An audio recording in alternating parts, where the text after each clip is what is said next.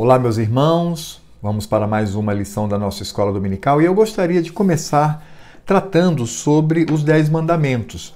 Nós estamos, como todos sabem, numa série de pregações sobre este tema e eu gostaria de complementar sobre este assunto, sobre a lei moral, a partir do nosso catecismo maior.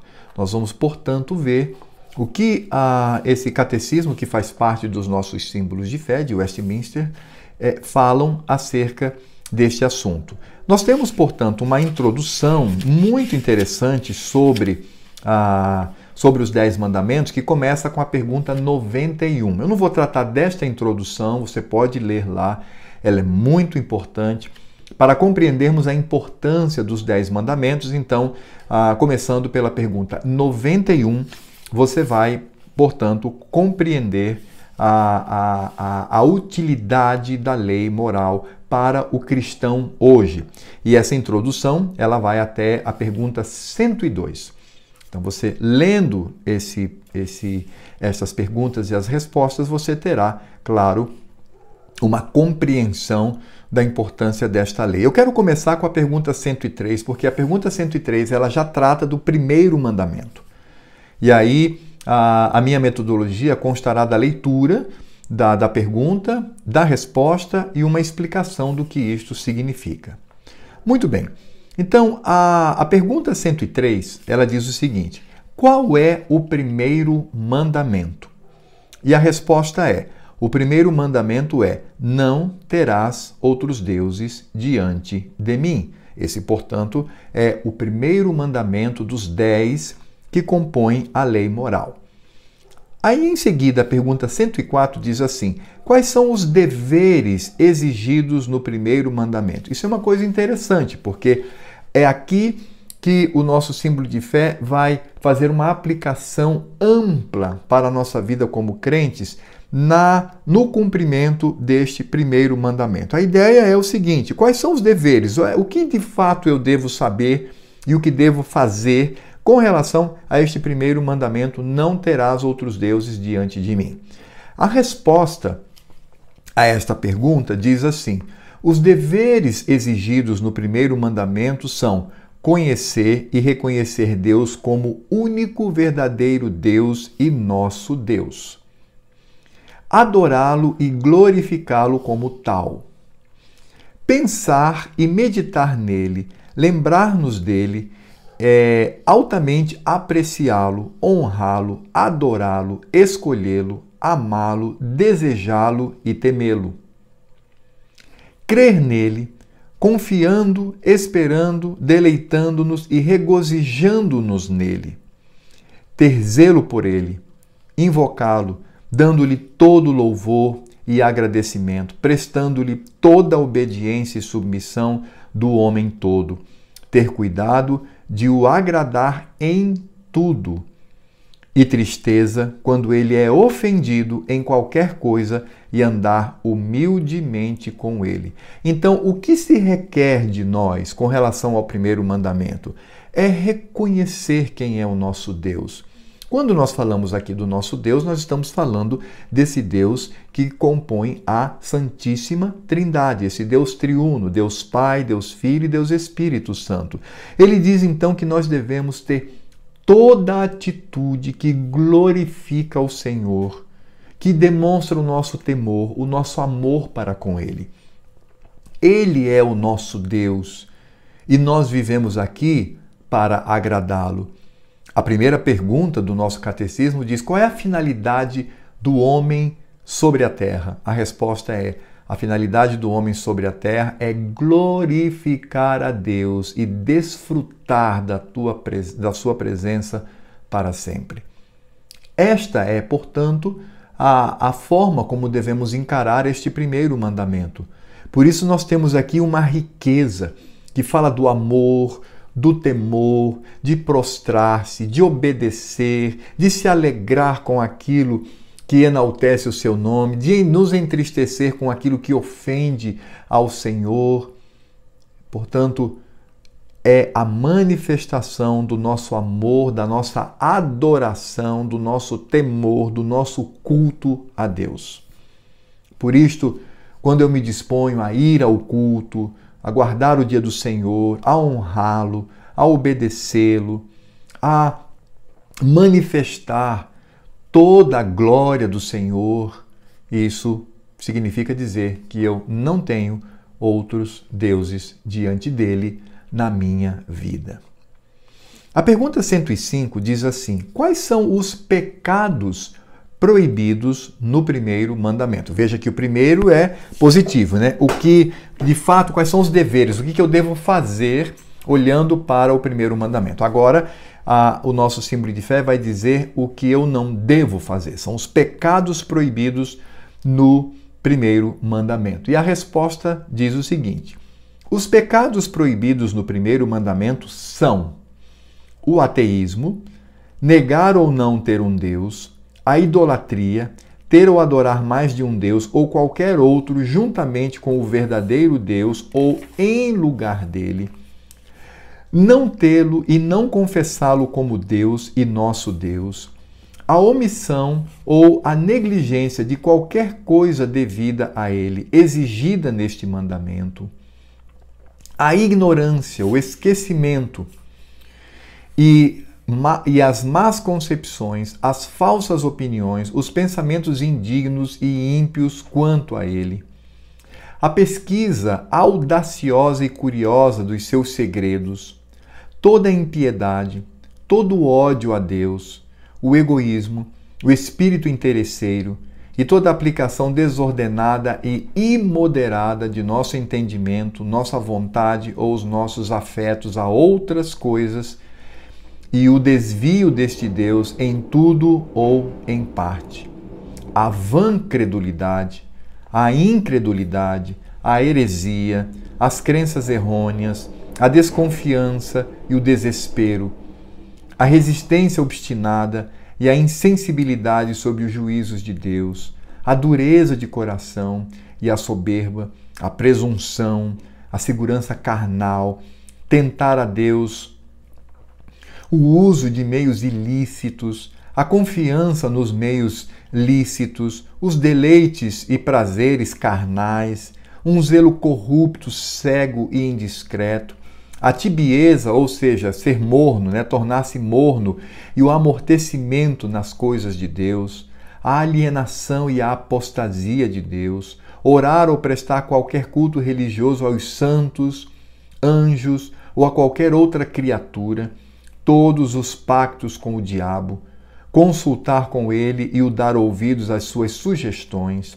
fazer aos homens senhores da nossa fé e consciência, fazer pouco caso e desprezar a Deus e aos seus mandamentos, resistir ao seu espírito ou entristecê-lo, o descontentamento e a impaciência com as suas dispensações, acusá-lo estultamente dos males com que ele nos aflige e atribuir o louvor de qualquer bem que somos, temos ou podemos fazer à fortuna, aos ídolos e a nós mesmos ou a qualquer outra criatura.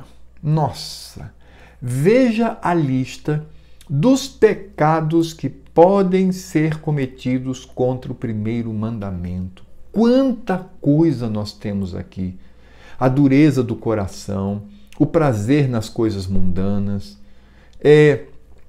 questionar a Deus de forma arrogante quanto àquilo que vivemos, incluindo o próprio sofrimento, nós acreditarmos muito mais no destino, no trabalho, na força humana. Ou seja, meus irmãos, como existe uma lista tão grande de pecados que vai desde uma credulidade descompromissada, há uma morosidade e uma vida morna diante do Senhor, até mesmo quando se nega ao próprio Deus e vai para o ateísmo. Tudo isto é a quebra do primeiro mandamento. Portanto, o que o nosso símbolo de fé nos diz é que o primeiro mandamento diz que Deus deve ser tudo em nós e estar acima de tudo e de todos, inclusive de nós mesmos. É isto que a Escritura Sagrada nos diz. Lembrem-se do que Cristo disse. Se alguém não aborrece pai, mãe, irmãos, bens, a sua própria vida, tem uma lista lá. Ele diz, este não pode, é impossível ele ser o meu discípulo. É impossível ele ser um cristão. É impossível ele ser alguém alcançado pela graça de Deus. Por isto, nós precisamos temer ao Senhor. Nós precisamos amar ao Senhor. E nós precisamos confiar no Senhor. E obedecê-lo em tudo, sem questionamento, sendo radicais, sendo profundos num envolvimento total de vida com esse Deus. Portanto, o primeiro mandamento, ele mostra como deve ser a nossa vida diante do Senhor. Porque colocar outros deuses no lugar do Deus Todo-Poderoso, nossa, irmãos, como é fácil. Calvino mesmo dizia que nosso coração é uma fábrica de ídolos, uma fábrica de deuses falsos. E esses deuses não são necessariamente divindades de outras religiões, não. Pode ser a família, pode ser o cônjuge, podem ser os filhos, pode ser o trabalho, o estudo, a carreira, o intelecto, as oportunidades da vida. Tudo isso se torna um Deus na minha vida. E aí, quando eu passo a amar muito mais a isto, a confiar muito mais nisto, a temer muito mais estas coisas, eu estou substituindo o meu Senhor por outro. Quando Cristo, por exemplo, fala das riquezas e desse desejo que temos de ter bens materiais, ele fala sobre isso. Ele fala claramente sobre o coração enganoso que substitui o Senhor por estas coisas. E é interessante porque ao final Cristo diz assim, ninguém pode agradar a dois senhores. Ou ele será devoto do Deus verdadeiro, ou ele será devoto das riquezas. E Cristo, quando menciona as riquezas, ele menciona uma divindade pagã da época ligado à riqueza, que é essa entidade ligada à riqueza é Mamon. Então Cristo diz, você não pode servir ao Deus verdadeiro e a Mamon ao mesmo tempo, porque ou você agrada de um e aborrece o outro, ou vice-versa. É isto que deve gerar no nosso coração temor, porque é muito fácil no nosso coração nós irmos para o desvio, nos desviarmos do Senhor por coisas pequenas neste mundo.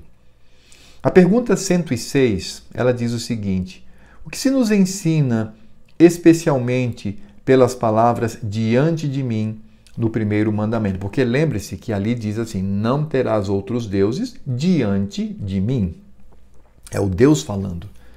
A resposta diz assim, as palavras diante de mim no primeiro mandamento nos ensinam que Deus, que tudo vê, nota, especialmente, e se ofende muito com o pecado de se ter qualquer outro Deus, de maneira que elas servem de argumento para nos dissuadir deste pecado e de agravá-lo com uma provocação muito ousada, assim como para nos persuadir a fazer como diante dos olhos de Deus tudo o que fizermos no seu serviço.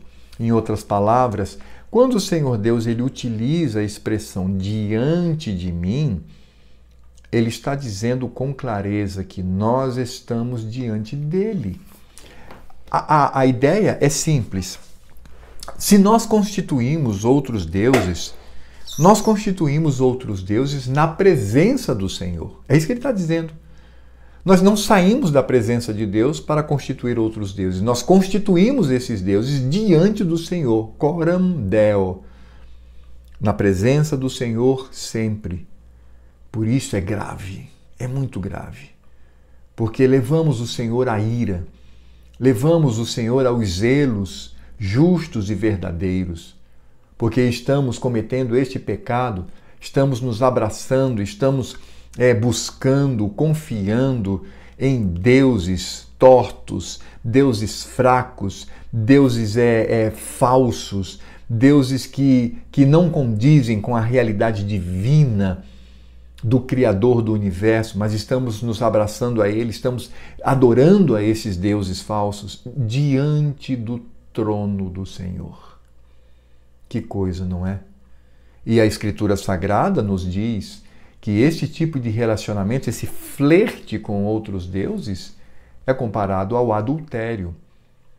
É semelhante a um cônjuge que comete adultério diante do seu cônjuge. É como se uma mulher adúltera adulterasse na frente do seu marido.